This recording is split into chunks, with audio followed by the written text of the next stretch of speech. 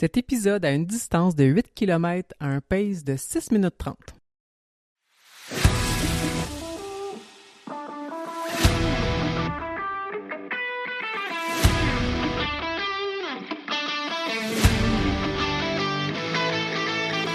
Ici, on parle d'entraînement, de motivation, d'équilibre et tout ce qui nourrit notre passion pour la course. Je vous présente Coach Bill, curieux de la science derrière le sport. Il analyse les tendances et nous propose des stratégies pour courir de façon plus efficace et intelligente.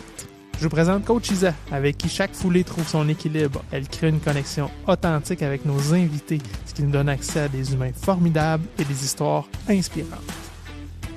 Que vous soyez sur bitume, en sentier ou bien à l'écoute chez vous, on est là pour vous aider à avancer. Embarque-tu avec nous pour une petite course? Ça donne comme ça cette année. Le dernier épisode de l'année sort en ce 31 décembre, la journée parfaite pour vous souhaiter des vœux. Pour être fidèle à moi-même, j'ai voulu vous formuler des souhaits à la hauteur de ce que moi j'aimerais recevoir, bien senti et bien pensé. Pour l'année à venir, je vous souhaite d'aborder vos objectifs dans la simplicité et la douceur. Je vous souhaite juste assez de défis pour que le challenge demeure intéressant, puis pour avoir l'opportunité d'être la meilleure version de vous-même. Je vous souhaite la persévérance nécessaire pour tous les moments où la motivation sera pas au rendez-vous. Je vous souhaite le discernement nécessaire pour faire la différence entre ce dont vous avez envie maintenant et ce dont vous avez vraiment envie. Je vous souhaite de faire face aux obstacles qui vont se présenter dans votre vie, parce qu'il va en avoir assurément, avec courage. Pas seulement pour défoncer les portes puis déplacer les montagnes. Je parle du courage qui permet de faire face à son ego, de pas se laisser mener par le bout du nez par cette petite voix intérieure qui est trop souvent toxique puis limitante, qui nous empêche de prendre notre place puis d'être fiers de ce qu'on a accompli à chaque instant. Je vous souhaite finalement la lucidité de réaliser que pour venir à bout de l'impossible, ça demande d'y aller une étape à la fois. On n'apprend pas à courir un marathon en courant un marathon, mais bien en commençant par courir quelques minutes, plusieurs fois, puis pendant longtemps. Donc, avant de rentrer dans le vif du sujet, salut Coach Bill! Salut Coach Isa! Hey, bonne année à toi! Ben oui, bonne année toi aussi! Est-ce que tu as couru cette semaine? Oui, j'ai couru. Puis là, on enregistre. Nous, on n'est pas la veille du jour de l'an. On se met full dans l'esprit là avec tes vœux. C'était vraiment beau. Puis je me joins à ta voix. Tu sais, je ferai pas un aussi beau texte. Je vais juste dire pareil comme Coach Isa. C'est parfait. Je parlais pour nous deux. Génial. Mais on enregistre. On est mi-décembre. Et puis aujourd'hui, c'était la fête à Kevin. Bonne fête, Kevin! Fête, Kevin. C'est sûr que j'ai écrit à Kev, « Hey, c'est ta fête, on va-tu courir? » C'est sûr. Puis en plus, il m'a dit, « On va aller courir en short en plus. » Ouais, fait qu'une super belle course midi. Bon, ouais, il faisait chaud. De faire comme, je sais pas, 7-8 degrés facile. Je me suis trop habillé. Je me suis clairement trop habillé. J'ai eu peur d'avoir froid. Mais je me suis mis en short. Ça faisait quand même quelques jours là, que j'avais switché au legging là, parce qu'on a eu du moins 15. Puis c'était requis. En fait, j'ai eu un peu peur de mettre mes shorts, mais peut-être ça aurait marché, c'est ça le pire. Mais bon. Mais en mettant mes shorts, puis en partant courir, j'ai revu mon tatou sur mon mollet. Puis j'ai fait comme, ah wow, ça fait longtemps que je l'avais pas exhibé parce que j'étais en long tout le temps, au travail, puis là en plus je courais en long. Fait que j'étais content de le sortir au grand air aujourd'hui pour ma course. Tu veux-tu rappeler aux auditeurs, c'est quoi? Oui, c'est 2 molécules qui sont responsables du runner's high, la l'ivresse du coureur. Fait que j'ai ça tatoué en gros tout le long sur mon mollet droit pour, pas pour me rappeler parce que je le sais bien, mais pour vraiment identifier que, tu sais, moi ça, c'est ce que la course m'apporte, cette joie-là, ce bonheur-là, ce plaisir-là que j'ai à la fin d'une course. Fait que quand les journées où ça me tente un peu moins, je fais comme, ah ouais, c'est ça que je vais chercher, ouais. C'est une belle façon de l'identifier. Toi, est-ce que tu as couru cette semaine? Non, j'ai pas couru cette semaine, mais j'ai parcouru mon 2e 500 mètres à la marche parce que dans le fond, là, c'est ça, c'est comme la 3e journée en ligne qu'on enregistre. Fait que il s'est passé beaucoup de temps, mais en fait, on n'est pas passé beaucoup. Mais crime, oui, j'ai pu aller marcher un 400-500 mètres. Puis c'est drôle parce que dans le fond, je me suis dit, je pourrais en faire un petit peu plus, mais je l'ai fait un petit peu plus rapidement. C'est niaiseux, là, tu sais, quand on fait des planifications d'entraînement, tu le sais, on augmente soit le volume, soit l'intensité, mais jamais les deux en même temps. Puis on va se dire, ben là, c'est banal, tu es en train de faire des 500 mètres, c'est pas grave. Ben, justement, j'ai augmenté l'intensité, puis j'ai un petit peu augmenté la distance, puis j'ai commencé à ressentir un petit peu de douleur. Fait que ça demeure important, peu importe la distance, peu importe l'intensité, de rester prudent puis de rester fidèle au principe d'entraînement qui existe pas pour rien, là. On part pas de nulle part là, pour affirmer des informations comme ça. Non, c'est vrai quand on commence à la course, puis c'est encore plus vrai quand on est en retour puis qu'il y a une condition. Oui, mais je suis bien fière. Je suis encore fière. Mais, moi aussi, je suis fier de toi. Ah ouais, ça, je voulais dire. J'ai pas parti ma montre hier, mais à l'avenir, je vais la partir. Donc, si vous voulez me suivre sur Strava, Isabelle, BEL, Gilbert, puis je prends les dons en argent aussi. T'as une cause, c'est quoi? C'est un GoFundMe. Excellent. Hey, parlant de cause, avant de tomber dans le vif du sujet, il y a 2 petits points que je voulais vous parler. Puis la première, c'est qu'aujourd'hui, il y a quand même une grande nouvelle dans le monde de la course qui est sortie. Le prochain billet de 5 va être à l'effigie de Terry Fox. J'ai trouvé ça très cool. Je trouve que c'est un bel hommage. Puis ça touche le monde de la course. Pour ceux qui connaissent pas Terry Fox, Terry avait un cancer, c'est un Canadien, puis qui avait décidé de traverser le Canada à la course. Puis même, il y avait une prothèse là, à son pied, plutôt rudimentaire à une des jambes. Fait qu'il courait ça clopin à la vitesse qu'il pouvait. Et puis, son défi s'appelait le Marathon de l'Espoir. C'était en 1980. Puis, il a réussi à courir pendant 143 jours, à peu près justement l'équivalent d'un marathon par jour, ce qui lui donnait 5373 kilomètres, malgré une douleur là, intense qui l'affectait. Malheureusement, son cancer s'est propagé à ses poumons. Il était obligé d'interrompre sa course le 1er septembre dans le coin d'Ontario. Il était parti de Saint John's à Terre-Neuve au mois d'avril. Fait que c'est quand même tout un périple. C'était un Canadien qui était très inspirant pour la course. Fait que je trouve encore une fois que c'est un bel hommage de le mettre ses 5 piastres. Vraiment? Wow. L'autre petit point que je voulais aborder, quand on a, nous, nos statistiques d'écoute, hey, je vais faire un aveu, là. Ça a pris beaucoup de temps avant que je comprenne comment ça marchait le podcast. OK. Quand j'ai commencé, quelqu'un m'a dit hey, écoute tel podcast. Hey, un podcast, moi, je sais pas, j'écoute ma musique, j'écoute la radio. Un des points que je trouve important, c'est de vous trouver une plateforme d'écoute vraiment dédiée au podcast. Parce que que ce soit sur notre page web, dans nos pages de partage, ben oui, on met un lien d'écoute direct, puis on a vu que récemment, c'était quand même très utilisé. C'est comme presque une écoute sur 5 qui se fait via ça. Par contre, c'est clairement pas la meilleure expérience d'écoute parce que si la page ferme, vous perdez votre écoute. Si vous quittez, vous voulez revenir, vous n'avez pas vos avancées, alors que d'aller sur un Spotify, Apple Podcasts, Amazon Music. En passant, Spotify, pour consommer du podcast, on n'a même pas besoin d'avoir un abonnement premium, c'est gratuit. Juste un compte, simplement. Puis on peut consommer le podcast de façon gratuite avec... Vous allez pouvoir nous suivre, vous allez avoir les pop-up quand que les épisodes sortent automatiques. Il y a même un système de commentaires sur Spotify directement ou Apple Music. Puis ça va faire le suivi là, des épisodes que vous avez écoutés ou pas écoutés encore. Pour vrai, on en avait parlé. Tu m'avais parlé du podcast là, pendant que tu t'enregistrais avec Coach Frank. Puis c'est ça, j'ai arrêté de l'écouter parce que je comprenais pas qu'il fallait que j'aille sur une plateforme. Je prenais le lien direct sur la page. Mais c'est ça, à tout bout de champ, mon cellulaire fermait, là, se mettait en mode veille, puis ça coupait, puis bon. Fait que ouais, non, c'est important de le mentionner. Fait qu'à tous ceux qui nous écoutent directement dans le player sur la page web, c'est juste comme pour vous donner le goût, là. Mais après ça, choisissez votre plateforme puis venez nous écouter en continu. Aujourd'hui, on reçoit un coureur, Pierre-Luc Lacasse, qui a un parcours franchement inspirant. C'est Coach Isaac qui a vu passer son histoire sur un groupe de course, puis on s'est dit, hey, on veut vraiment parler à ce gars-là. Il a tout un parcours. Il est en remise en forme actuellement. Alors, moi, Pierre-Luc, j'ai la première question la plus importante. Est-ce que tu as couru cette semaine? Oui, bonjour. Oui, j'ai couru, j'ai fait un 5 km et j'ai recouru un 3 km hier. Faut dire que depuis que l'hiver est arrivé, j'ai eu de la misère un peu à faire, parce que moi, c'est ma première année que je cours. Fait que j'ai eu la piqûre de courir dehors. Puis là, avec la température qu'il y a, puis le fait que je suis asthmatique, l'hiver, c'est plus difficile pour moi de courir à la froid. Fait que c'était une adaptation de commencer à recourir, mais sur le tapis roulant.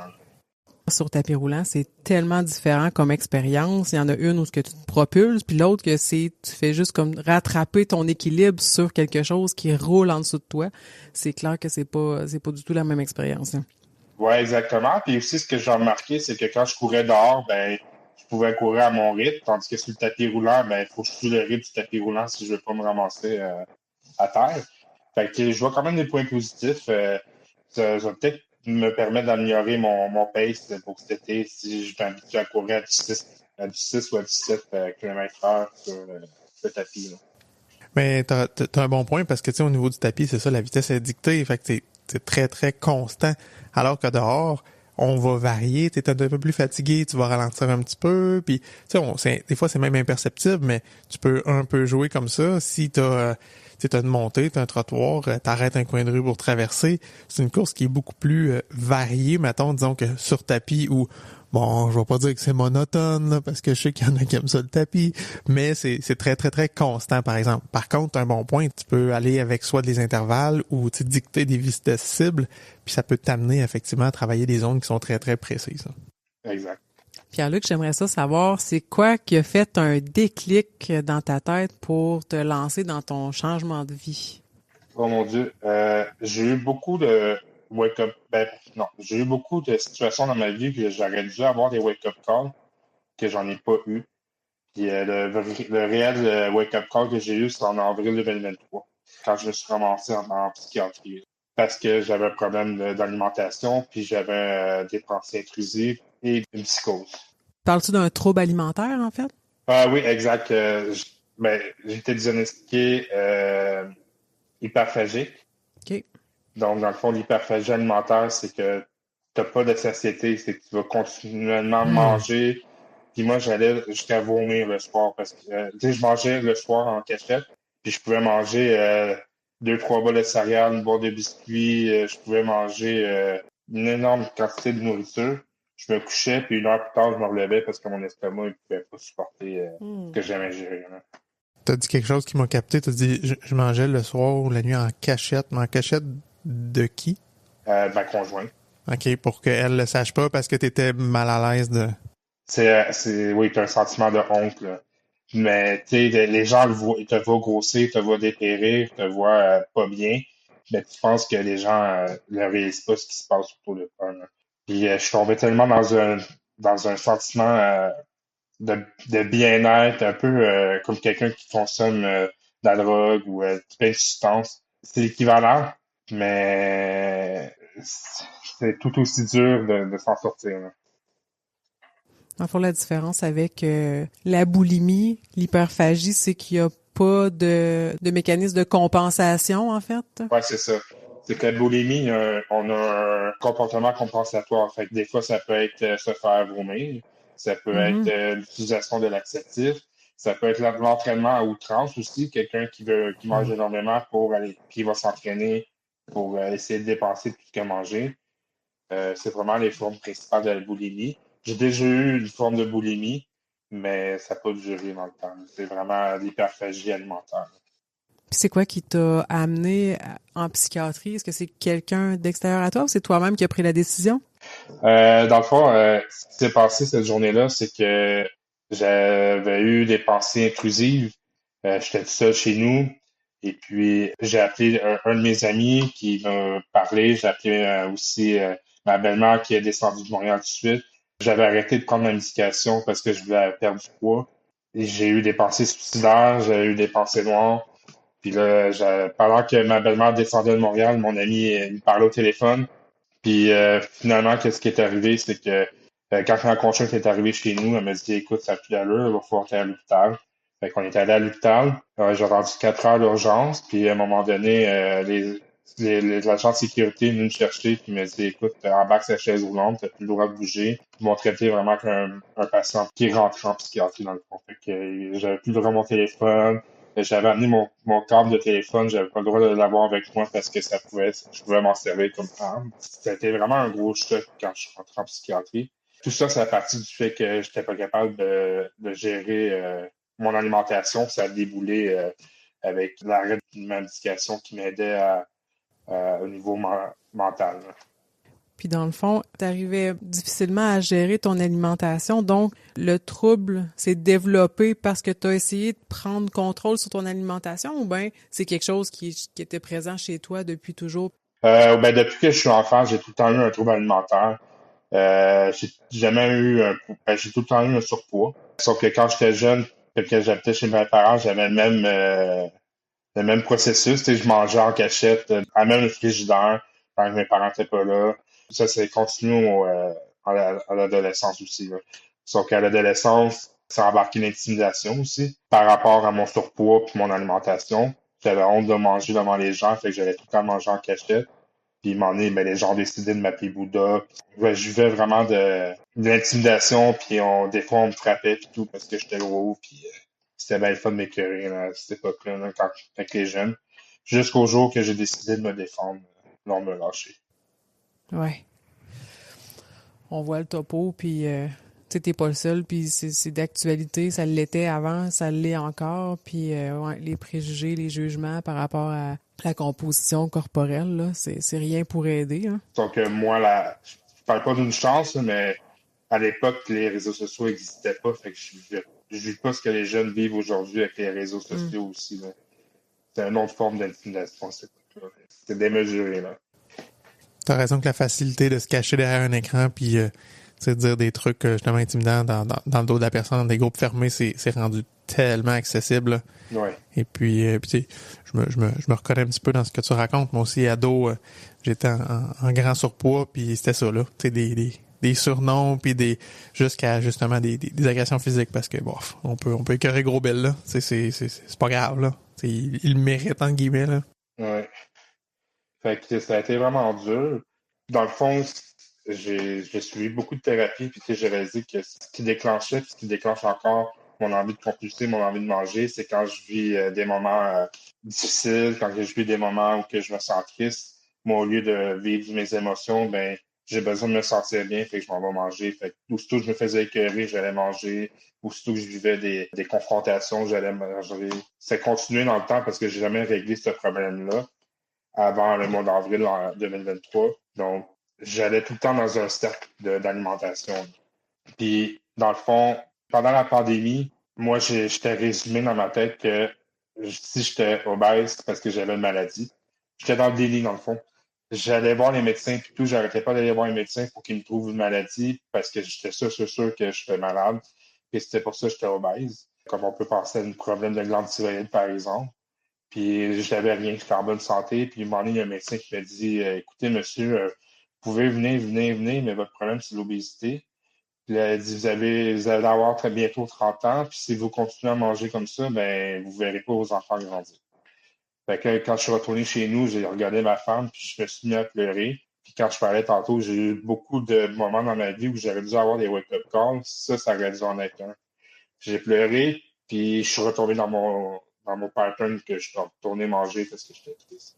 Mais c'est vraiment un cercle vicieux parce que même si tu avais voulu que ça soit un wake-up call, le wake-up call en lui-même vient créer une émotion négative. Exact. Puis ta façon de résoudre ton émotion négative, c'est de retourner justement là où qui est le problème.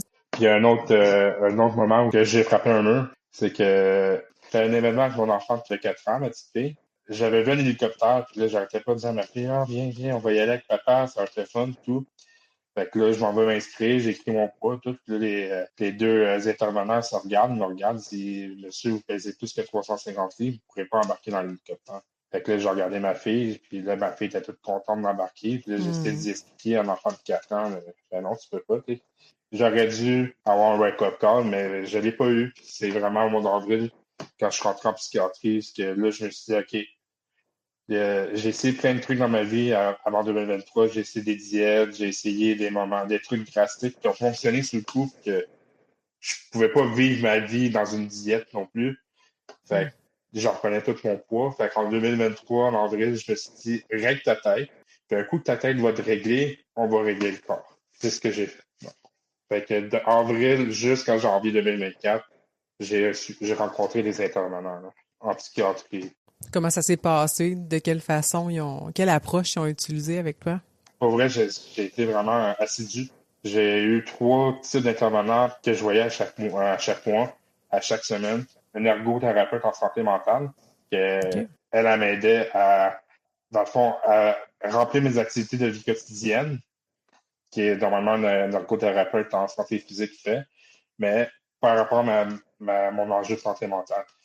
Fait elle me faisait faire des thérapies d'exposition, des thérapies par rapport à la nourriture, comment faire si, mettons, je tombais dans des cravings, ben, comme de prendre de la glace pour me ramener, me coller de la glace sur la peau pour me ramener à un peu l'esprit. J'ai rencontré aussi une psychologue en troubles alimentaires. Puis j'étais suivi aussi avec une psychiatre de l'hôpital quand je suis sorti de l'hôpital. Ils m'ont pas relâché dans la nature, ils m'ont vraiment fait des suivis serrés en psychiatrie. Le système a beau être là, accessible. Si toi, tu t'étais pas engagé à le faire et à poursuivre cette démarche-là, ça aurait probablement pas réussi, là. Non, exactement. Puis ils m'ont donné beaucoup de trucs. Souvent, en fait, c'est que les troubles alimentaires, souvent, c'est relié à des blessures qu'on a eues quand on était jeune ou des blessures qu'on a eues pendant l'adolescence, puis qu'il faut aller creuser puis essayer de comprendre, OK, c'est normal ce que tu as vécu, puis regarde, tu es rendu dans ta vie d'adulte, passe à autre chose. On creuse beaucoup là, dans ce qu'on a vécu pour le normaliser, pour comprendre ce qu'on a vécu. Tu as parlé tantôt de l'ergothérapeute comme des trucs qu'elle te donnait pour te ramener, de mettre de la glace pour justement te sortir de cette crise-là, de ce craving-là. J'ai eu une période de ma vie où j'ai eu un trouble alimentaire aussi, puis j'arrivais vraiment pas à identifier pourquoi. Puis à un moment donné, là c'est ça, là, j'ai été diagnostiquée avec un TDA, j'ai commencé à être médicamentée, puis je me suis rendu compte que au moment où je mangeais, j'étais dans l'instant présent. Parce que là, c'est bon, là, je fais ça, j'ai faim, puis je satisfais un besoin. Puis l'idée de mettre de la glace, ça vient répondre à ça, un besoin d'être dans l'instant présent. Parce que quand t'es dans tes peurs, quand t'es dans tes... peu importe que ce soit tes phobies, quand t'es en train d'anticiper ou de repenser, plus en état dépressif en pensant au passé, t'es pas dans l'instant présent. Fait que ça fait tellement tout plein de sens ce que tu nous dis, là. Ouais, puis je m'en servais aussi pour les escalades de stress. Parce que le stress, sur une échelle de 10, mettons en bas de 7, ce que l'ergothérapeute m'expliquait, c'est qu'en bas de 7, on a encore le moyen de raisonner. Mais à un moment donné, quand ton stress est rendu trop haut, tu ne raisonnes plus. Donc la glace, ça permettait de me ramener dans l'instant présent. Ou sinon, elle me disait aussi, va prendre une marche dehors, sors dehors, va-t'en marcher. Ce qui était envisageable à l'époque pour moi. Là. J'envisageais pas de courir encore à ce moment-là, mais elle allait prendre des marches dehors, changer d'environnement, s'éloigner du frigidaire, s'éloigner de la sauce qui me fait manger. Là, dans le fond. Donc, si j'ai bien suivi, toute l'année 2023, en bonne partie, ça a été beaucoup du travail au niveau du mental puis de tes habitudes, mais on n'était pas encore dans l'intégration de l'activité physique. Exactement. Depuis au moins 2018, mon poids excède de 300 livres. Mais en janvier 2024, quand je me suis pesé le 15 janvier à peu près, j'étais rendu à 403 livres. J'avais pas un bien-être. Il y a des gens qui peuvent se sentir très bien, puis je respecte ça. Moi, j'étais plus capable j'étais limité dans mes mouvements. J'étais essoufflé, il y avait des ceintures de tour, des fois c'était serré pour moi. M'asseoir dans des bancs publics, c'était difficile parce que des fois les bancs sont comme standards, fait que des fois tu ne rentres pas dans les bancs. Même les chaises en plastique, quand j'allais l'été voir des amis, puis c'était des chaises en plastique, j'avais tellement peur de briser ça. Fait on le réalise pas, mais il y a beaucoup de préoccupations quand on vit une vie à 400 livres. Là. Quand j'ai vu 403 livres, je me dis, non, là, c'est assez, je peux pas continuer dans ce sens-là. Là. Oui, on ne pense pas, mais tu sais, c'est ça. Il y en a qui sont peut-être confortables à 400 livres. Je sais pas, hein. Tu sais, si c'est pas juste un paraître, parce que j'avoue, ça doit être des pensées que t'as, c'est comme, OK, on va au cinéma, je vais-tu pouvoir m'asseoir? Ah, ben, tu sais, tu vas dire, bof, ça me tombe pas, moi, j'aime pas ça aller au cinéma, tu sais. Je pense que les gens qui vivent de l'obésité doivent cacher ça, puis ça fait juste renforcer le sentiment de honte, puis encore une fois, le cercle vicieux, là. Ouais, exact. Puis ce que je voulais dire, c'est que pendant la COVID, j'avais demandé à chirurgie bariatrique parce que je voyais plus de solution à part ça pour moi. Je pensais que j'allais être capable de réussir à faire du poids grâce à la chirurgie bariatrique. Puis j'étais rendu à un point dans ma tête que je mangeais. Puis j'avais plus peur de faire une crise cardiaque. Je me disais, si j'en fais une, j'en ferai une. Tu sais, j'avais abandonné. C'était vraiment en avril 2023 quand j'ai frappé mon mur que ça a débouché. Là. J'ai comme eu peur de perdre tout ce que j'avais parce que quand tu rentres en psychiatrie, tu es vraiment coupé du monde extérieur puis là, tu réalises que tu perds tout ce que tu as pendant un court laps de temps quand même. J'ai juste passé 3-4 jours en psychiatrie, mais c'était suffisant pour réaliser que je ne devais pas perdre ce que j'avais. Fait encore moins mourir d'une crise de cœur parce que je faisais pas attention à mon corps. Fait c'est pour ça que j'ai décidé d'enclencher le changement. Tu t'étais abandonné. Exactement. Puis tu t'es rechoisi. C'est quoi qui s'est passé? C'est quoi le premier pas vers la course à pied? La première idée? Qu'est-ce qui s'est passé? Au départ, la première chose que j'ai faite le 15 janvier, j'ai fait une marche. J'ai fait une marche pour aller à l'épicerie au coin de chez nous, qui est environ 2 kilomètres aller-retour. Puis j'ai pas pu me rendre parce que j'avais mal dans le dos, j'étais essoufflé, j'étais mouillé, j'étais tout tremble, puis j'ai fallu que je m'assoie pendant le parcours, là, pendant la marche. Ça a commencé comme ça, je me dis, OK, mais il y a du monde au Québec comme Ginny Sévigny et tout, que c'est une inspiration pour moi. Du monde qui ont réussi, fait que je me suis dit, ils ont réussi, ils ont commencé à quelque part, fait que je vais continuer. Fait que moi, ce que j'ai fait au départ, c'est que j'étais inscrit au gym, puis je faisais des marches de 1 heure. Je faisais 3-4 km de marche. À un moment donné, je me suis dit, faut que je me fixe des objectifs. Ça va me permettre de durer dans le temps, fait que je me suis inscrit à une course de 2 km. Mais j'avais jamais couru quand je me suis inscrit. Puis je faisais environ 380 livres. J'avais déjà perdu une vingtaine de livres quand je me suis inscrit. Puis là, j'ai commencé à courir. Puis la première fois que j'ai commencé à courir sur le tapis roulant, j'ai couru 1 minute. J'avais mal dans les chevilles. J'avais peur que les chevilles me lâchent. Mes genoux étaient corrects, mais mes chevilles, j'avais énormément mal. Fait que là, j'ai compris qu'il fallait que je renforce mes chevilles pour pouvoir continuer à courir. Fait que j'ai demandé à quelqu'un que je connais qui travaille dans la santé de me donner des exercices pour renforcer mes chevilles. Fait que là, je faisais ça tout le temps. Puis je continuais de courir, mais je faisais juste de 1 minute. Là, à un moment donné, je faisais 1 minute et 20, 1 minute, 2 minutes. J'ai essayé, moi, de faire du 1-1, comme c'est pas le club de course propose, normalement. Faire 1 minute de course, 1 minute de marche. Mais moi, ça n'a jamais marché avec moi. Si je m'arrête, je m'arrête. Puis la première fois que j'ai commencé à courir, ça a été juste 1 minute de course. Puis c'est pas grave, ça a été une belle victoire quand même pour moi. Puis maintenant, aujourd'hui, je suis capable de courir 1 heure de temps sans arrêter, puis j'ai plus mal dans les chevilles. Faut pas abandonner quand on commence à courir, là. Moi, je trouve ça fabuleux ce que tu racontes parce que juste ta marche à l'épicerie, ça aurait été assez pour certaines personnes de dire « Ah non, c'est trop, puis je peux pas faire ça. » Puis il y a des gens qui auraient abandonné. Mais clairement, avec la démarche que tu avais fait, ça t'avait amené dans un état d'esprit qui était beaucoup plus positif. Puis je pense que ton objectif était tellement clair que ça a continué à te driver. Puis, OK, non, j'ai peut-être pas réussi aujourd'hui. C'est peut-être l'objectif qui était un peu trop ambitieux, mais je vais continuer demain. L'autre point qui m'a frappé, c'est que tu dis « Ah, je suis allé au gym. » Hey, moi, là, pour vrai, là, c'est une hantise aller dans un gym, là. C'était une hantise. Je fais comme, je te lève mon chapeau. Hey, je vais aller là, je vais aller courir, alors que l'image, souvent, qu'on se fait des gyms, c'est tout déjà du monde qui sont fit, puis on sent les regards sur nous qui nous jugent, alors que c'est pas tant ça, là. Chacun fait sa patente, mais tu sais, je te lève mon chapeau d'avoir fait aussi ce pas-là, de dire, OK, je vais m'inscrire, je vais aller au gym, puis je vais y retourner, puis je vais continuer mon parcours là-dedans. C'est chapeau. Puis moi, ayant réglé tout ce qui est niveau mental en 2023, avant le regard des autres, ça me dérangeait. Maintenant, le regard des autres, ça me dérange plus. Avant, j'écrivais rien sur Facebook, les premières transformations que j'ai essayé de faire. Puis maintenant, je l'écris tout sur Facebook. Puis le regard des gens, c'est le monde m'encourage. Moi, je pensais que je serais jugé, mais non, les gens m'encouragent. Puis au gym, quand je vais au gym, je sais qu'il y a des gens qui veulent me juger, mais moi, du moment que je mets le pied dans le gym, j'ai mes écouteurs sur les oreilles, j'ai ma musique, mon podcast, je suis dans ma bulle, je suis là pour venir faire ce que j'ai à faire. Au début, je pensais que c'était de la motivation qu'il fallait que j'aille chercher. J'ai réalisé en cours de route, c'est pas la motivation que j'ai besoin. Oui, il y a des journées que je vais être motivé, mais je peux pas être motivé 365 jours par année. Ce que j'ai besoin, c'est de la discipline. Puis c'est de la discipline qui va m'amener à un résultat. Moi, personnellement, je crois pas qu'on peut être motivé tout le temps, chaque jour, se lever à 4 heures du matin pour aller s'entraîner, mais on peut être discipliné à le faire. Puis l'été passé, j'ai établi mes objectifs. Je me suis inscrit à une course de 2 km, une course de 5 km, une marche de 5 km. En 2025, tous mes objectifs sont déjà setés. Fait que là, il faut que je m'entraîne parce que je veux pas perdre la face, parce que c'est clair que je vais faire. J'ai parlé tantôt là, au gym, mais comment t'as vécu ça, ton premier événement? T'sais? On a fait un épisode qui était le syndrome d'imposteur, justement, mais de dire, hey, moi, je m'inscris à mon événement, ma course de 2 km, puis comment tu t'es senti dans cette foule-là de gens, de coureurs, puis d'en être? Moi, au départ, j'avais peur parce que quand je me suis inscrit, c'était écrit je vais m'inscrire au départ à 1 km, puis là, c'était écrit en tout petit pour enfants. Là, je suis vraiment, ouais, je vais pas aller courir avec plein d'enfants.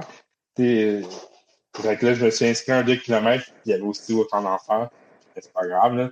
Comment je me suis senti? J'ai adoré mon expérience. J'ai aimé le mouvement de groupe, le sentiment de groupe qu'on a quand on arrive à un événement. Je m'étais énormément préparé.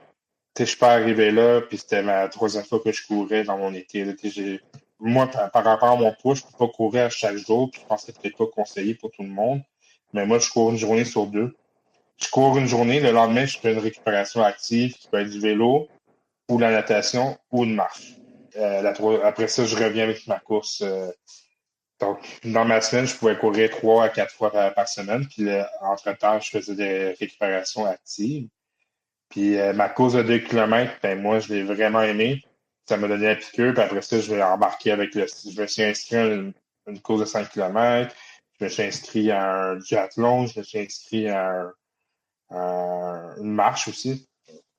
Fait que pour me garder tout le temps des objectifs, pour me garder dedans aussi, pour pas que j'arrête pendant un mois parce que j'ai rien comme défi pendant le mois. Là. À chaque mois, j'avais un défi. Là. Je suis vraiment content d'entendre ça, par exemple, parce que c'est l'expérience d'à peu près tout le monde à qui je parle qui ont osé aller dans un événement. Mais il m'est pas arrivé encore de tomber sur quelqu'un qui a jailli ça parce qu'il y avait une pression, parce qu'il y avait ci, il y avait ça.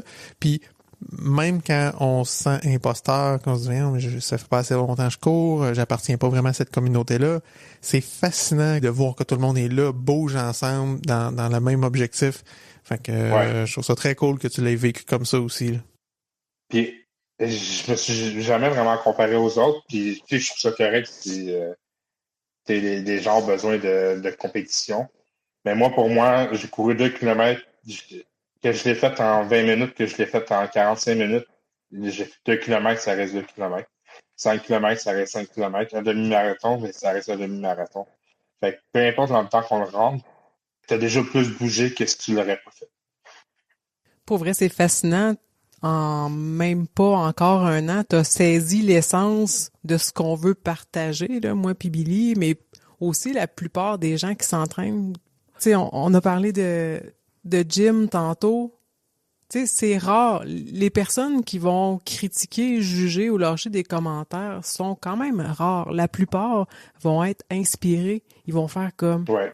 Asti, moi hier, je me suis pas levé parce que j'avais viré une brosse la veille, je peux aller m'entraîner. Mais crime, lui, il pèse, je sais pas, 300, 350, 400, peu importe. Puis il est sous le tapis roulant, puis ça fait 1 heure qu'il roule. Tu sais, les gens sont inspirés au contraire, tu sais. Ouais. Ça m'est arrivé une fois. C'était une fois dans toutes les courses que j'ai faites dehors, que quelqu'un qui a baissé faire sa fenêtre, qui m'a crié cours le gros. Puis il est reparti. Du coup, ça m'a fait de quoi. Tu sais, pas vrai, il y a des gens qui me jugent, ben, je les laisse de côté, puis moi, je focus sur ce que j'ai à faire. J'oserais dire, prenez le temps de le reconnaître puis d'aller le dire à ces gens-là. C'est juste positif. Ouais. Je passe tout le temps leur regard, j'essaie de leur dire un beau bonjour, puis tout le temps un petit plus. Il y a des gens, des fois, qui me parlent pas, mais ils viennent m'écrire sur Messenger pendant que je pose. Hey, je t'ai vu courir, lâche pas, vas-y, continue. Ben, ça me donne un boost. Cette journée-là, j'avais juste envie de faire un 5 km. Ben, je prends mon téléphone, il me dit, je t'ai vu, lâche pas, c'était inspirant. Ben, j'en ai couru 7. Wow. Okay? Vraiment. Des fois, ça donne un petit boost. C'était ma plus longue course que j'ai faite à date, 7 km. T'imagines. C'était pertinent, hein? Ça valait la peine que la personne prenne cette petite minute-là dans sa vie pour t'écrire, puis c'est bénéfique. Exactement. Dans la littérature, en fait, ce qui est dit, c'est que c'est pire d'être sédentaire que d'être obèse, ou c'est pire d'être sédentaire que d'être fumeur. Donc, quelqu'un pourrait être super mince, mais sédentaire, puis plus à risque, avoir plus de risque de comorbidités que quelqu'un qui est en obésité, mais qui est en forme. Toi, est-ce que tu commences déjà à ressentir les effets de l'entraînement, même si tu n'es probablement pas au bout de ta perte de poids, mais tu as déjà des bénéfices? Oui. Pour ma perte de poids, non, je suis pas encore rendu au bout. Je suis pas encore rendu à mes objectifs. Puis, comme je dis, pour prendre 2 ans, ça prendra 2 ans. Puis, mais cette fois-ci, j'ai vraiment le focus. Dernièrement, j'allais prendre ma pression artérielle. Je me souviens, quand je suis allé chez le médecin, en 2023, je pense, ma pression au repos est à 140 sur 100. 100, le deuxième chiffre, 100, c'est énormément haut pour c'est ça. un corps au repos. Fait que quand j'aurais pris ma pression pendant que j'étais actif, puis en remise en forme, ma pression était à 120 sur 70 à peu près. Oh, quand même. Wow! Ouais, méchante différence, là. Ouais. Au repos, puis tout. Fait que juste là, ça m'a prouvé que c'était des changements silencieux, mais que mon corps... Mes genoux, ils doivent juste 40... Le fait que j'ai perdu 50 livres, mes genoux, c'est sûr qu'ils doivent me dire merci. Là. Mes chevilles aussi, puis je le réalise pas tout le temps. J'ai plus de malaise gastrique. Je mangeais énormément de sucreries, de chocolat. Fait que j'avais souvent des reflux. Maintenant, j'en ai plus non plus. Donc, tout ça, ça fait une grosse différence, là. Tu as dit une expression que j'adore, des changements silencieux, puis je pense que je vais te la voler, ça se peut, je la réutilise. Je trouve ça vraiment super. Puis Isa, ça prouve exactement ton point. Tu sais, tu dis, ta démarche de remise en forme est vraiment pas terminée, mais t'es actif, puis ta tension artérielle est dans la normale. Fait que juste de bouger, même si, tu sais, fait que c'est pas juste de regarder la personne a l'air en forme, c'est est-ce qu'elle est active. Il y a une partie de ton objectif qui est une perte de poids, mais j'ai pas l'impression que c'est ton premier objectif, la perte de poids. Est-ce que je me trompe? Non, mon premier objectif, c'est juste de me sentir bien dans mon corps, de pas me sentir prisonnier.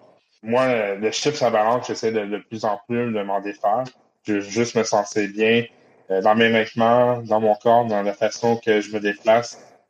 Ça, c'est mon plus gros objectif. C'est sûr que la perte de poids, ça va venir être complémentaire à me sentir mieux, mais c'est ça. Puis par rapport justement à ton trouble alimentaire, ta santé mentale, est-ce que depuis que tu t'entraînes, tu vas mieux? Oui, je vais mieux. Même que là, en ce moment, cette semaine, c'est un peu plus dur d'aller m'entraîner parce que mes enfants sont malades et tout. Puis là, j'ai skippé une journée d'entraînement, puis genre, je ressens le besoin d'y aller, là. Ouais. Ça me manque, là. Demain, là, je suis capable d'y aller, je vais y aller assurément, là. Puis, je suis allé hier, puis là, aujourd'hui, je peux aller, puis là, je ressens vraiment une grosse différence, là. Il se crée un manque, hein? On devient Ouais, addict. exact. Mais c'est une belle dépendance. En tout cas, moi, je l'apprécie. Il y a pire, il y a pire. Il y a pire, effectivement. T'as parlé tantôt, t'as compté ton 2 kilomètres. Veux-tu nous raconter tes autres événements que t'as vécu cet été? Oui, j'ai fait un 5 km. Puis c'était la première fois que je courais un 5 km. Pendant ma préparation, je faisais du 4,5, 4,6. Mhm. Puis j'étais pas capable d'aller chercher le 5 km.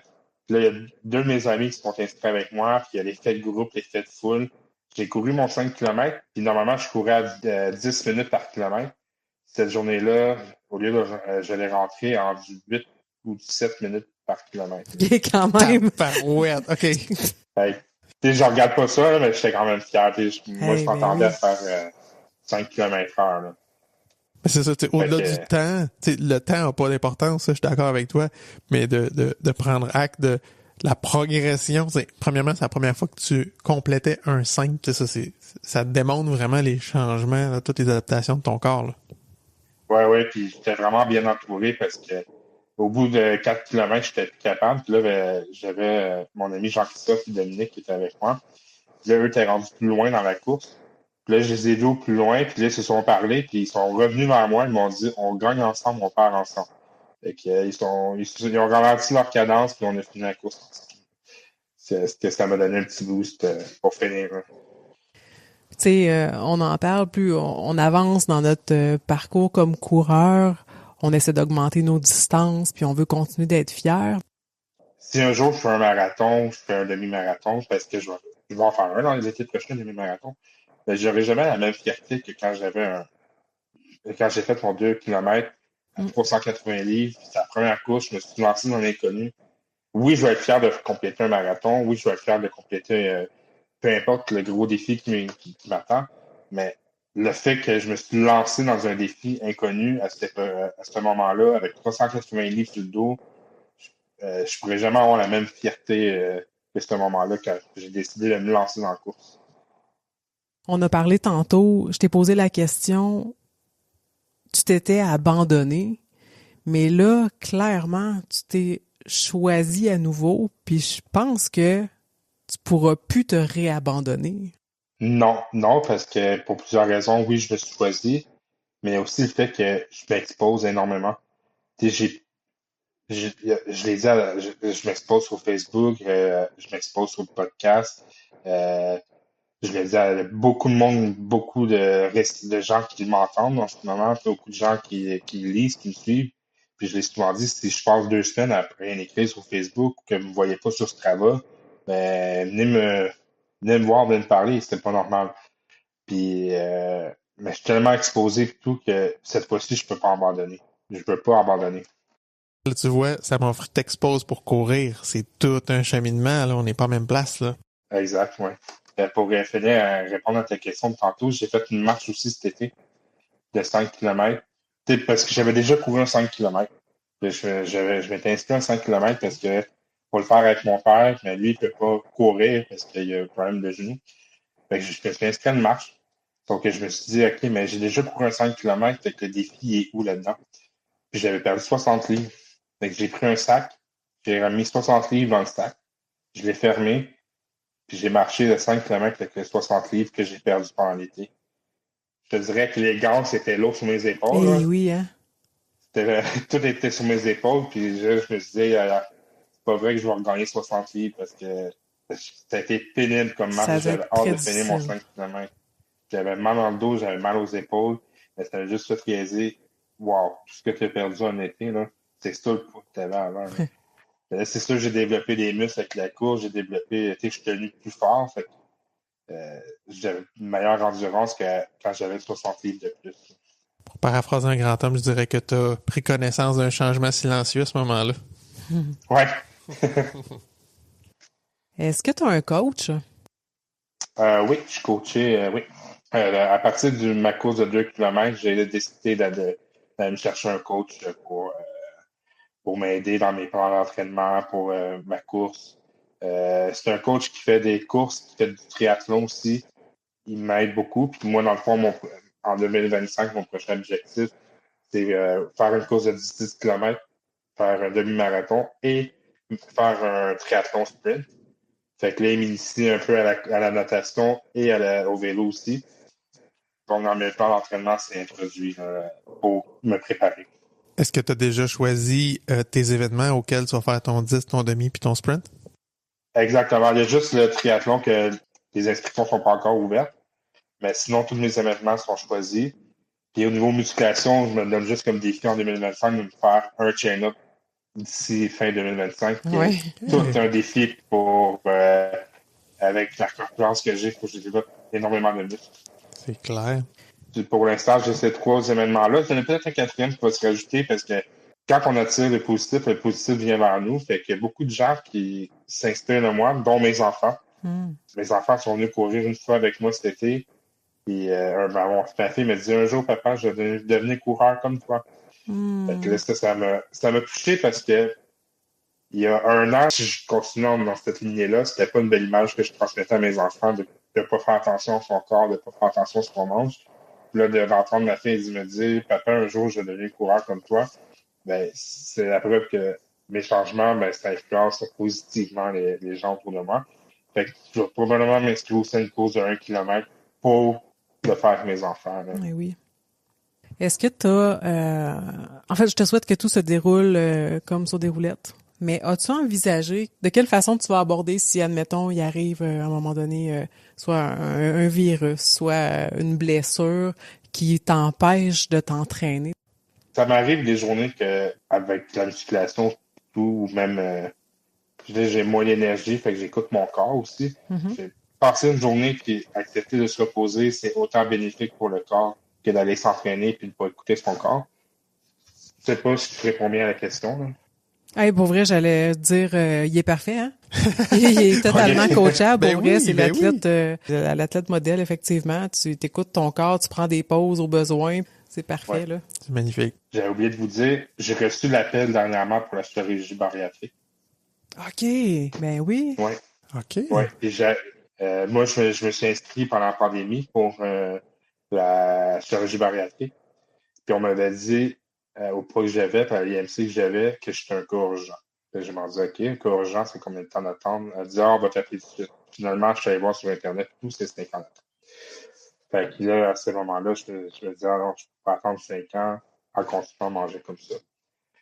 Mais depuis que j'ai commencé à m'entraîner, puis est-ce que je savais plus qu'est-ce que j'allais faire comme choix? Parce que, oui, la chirurgie bariatrique, c'est une solution, mais il y a beaucoup de facteurs aussi qui rentrent en ligne de compte. Il y a tu peux avoir des malaises, tu peux avoir de l'alimentation, tu mangeras plus jamais comme avant. Ouais. Tu as des vitamines, tu as des suppléments à prendre parce que ton estomac peut plus capter toutes les vitamines qui passent par l'estomac. Fait que c'est tous des facteurs à considérer. Que moi j'ai considéré longtemps, mais je me laissais jusqu'à l'appel pour prendre ma décision.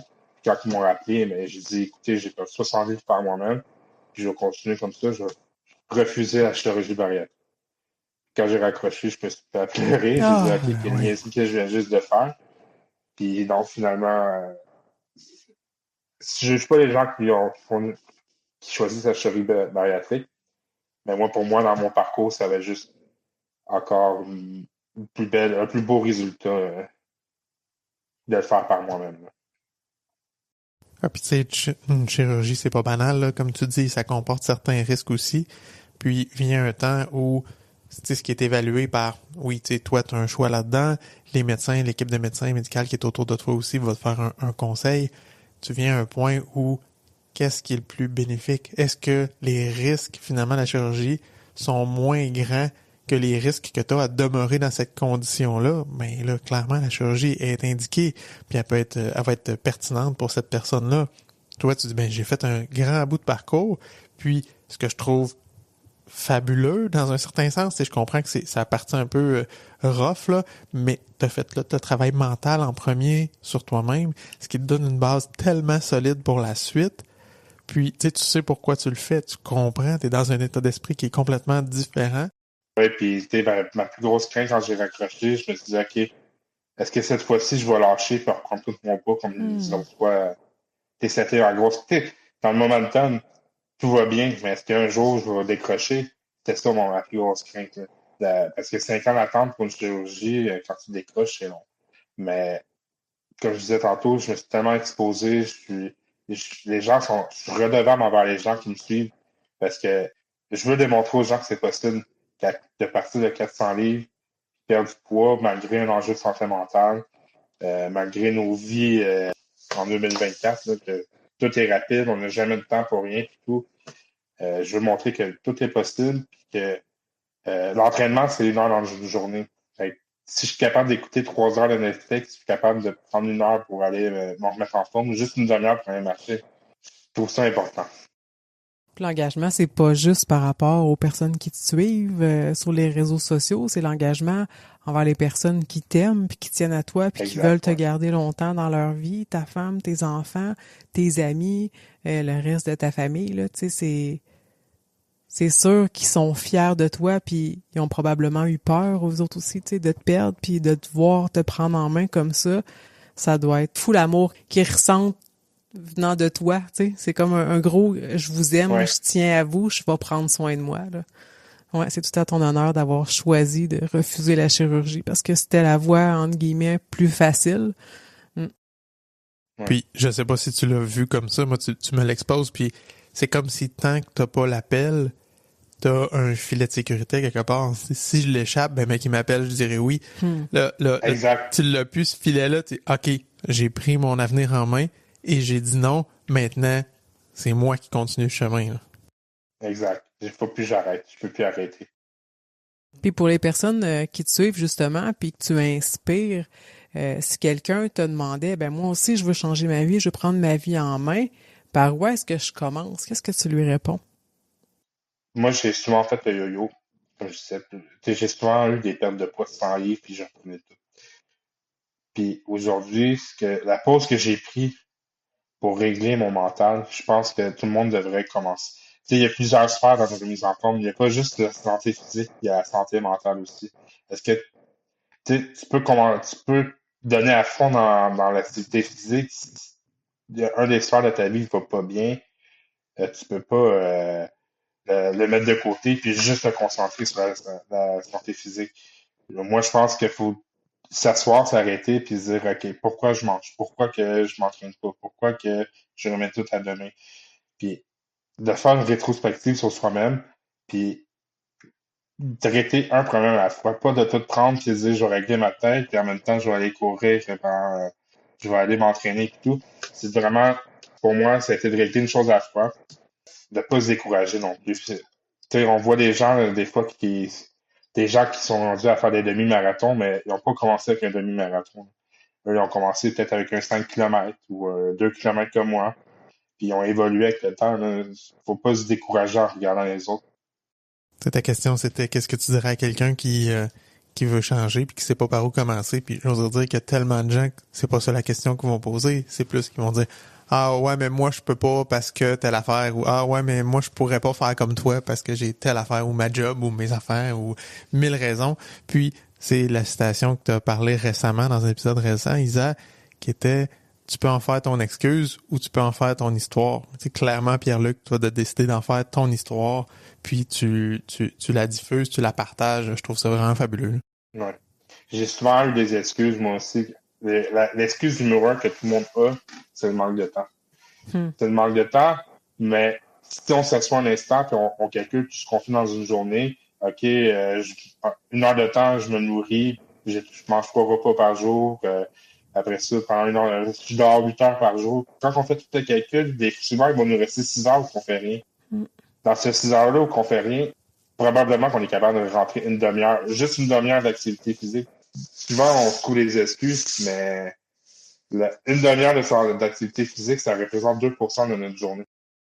Comme dirait Jimmy Steveni. Puis, pour le citer, 2% de notre journée, une demi-heure, je pense que c'est possible. On travaille 8 heures par jour en général, on dort 8 heures par jour. Sauf que souvent, l'excuse numéro 1, c'est le manque de temps ou le manque d'énergie. On manque pas de temps. On choisit ce qu'on fait de notre temps. C'est ça la différence. Ouais. Ben, écoute, merci pour ton partage. Je trouve ça généreux. Puis j'invite les auditeurs aussi. Je sais pas, tu disais qu'on peut te suivre. T'as-tu des plateformes de prédilection, des groupes où on peut suivre ton histoire? Facebook, là, Pierre-Luc Lacasse. Là. On pourra partager le lien là, dans les notes de l'épisode pour les gens qui veulent aller te suivre. Parfait. Puis, est-ce que tu avais quelque chose à plugger à nos auditeurs cette semaine? Moi, j'aime beaucoup écouter des podcasts. J'ai écouté les podcasts. J'ai commencé à écouter votre podcast à vous quand vous m'avez contacté. Je trouve que c'est vraiment intéressant. Ça parle de course, ça parle de plein de choses. Fait que pour les auditeurs qui suivent votre podcast, je vais plugger le podcast dans le premier podcast dans lequel j'ai participé, qui s'appelle Santé remise en forme par SB Training. Dans le fond, qui est devenu mon coach avec le temps aussi. Hein. OK, c'est une belle relation qui s'est développée avec le temps à partir de ça. C'est vraiment intéressant. Pour vrai, merci de ta générosité. Tu as tellement été honnête, sincère. Merci, j'ai rencontré un bel être humain. C'est très généreux de ta part. Un gros merci à vous aussi. Je vous souhaite une joyeuse année 2025 à tout le monde. C'est important d'avoir des objectifs pour garder le cap. Sur ce, Pierre-Luc, qu'est-ce qu'on souhaite à nos auditeurs? Donc, bonne course. Si tu as aimé cet épisode, prends le temps de le partager autour de toi. Abonne-toi sur ta plateforme préférée pour ne pas manquer les nouveaux épisodes qui sortent chaque mardi. Puis, tant qu'à y être, laisse-nous un petit commentaire, puis un 5 étoiles. C'est toujours apprécié.